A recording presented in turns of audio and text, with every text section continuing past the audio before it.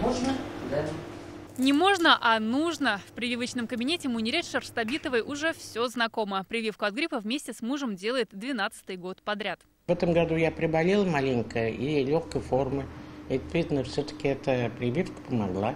Таких, как они, здесь целый коридор. Пока в бой идут пенсионеры. В день прививает по 50 пациентов. Прием проходит с 8 утра до 8 вечера.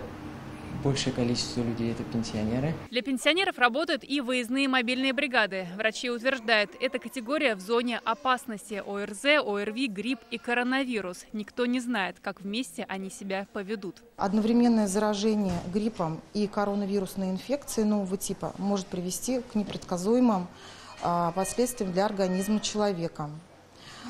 Для профилактики гриппа на протяжении многих лет использовалась противогриппозная эффективная вакцина. Вакцинация бесплатная, причем специально для работающих поликлиники открыты и в выходные. Все делаем, всей семьей, и внуки делают. Ну, мы ходим к внукам, поэтому подстраховываем, чтобы они не заболели. Зараза-то полно сейчас, всякие вирусы.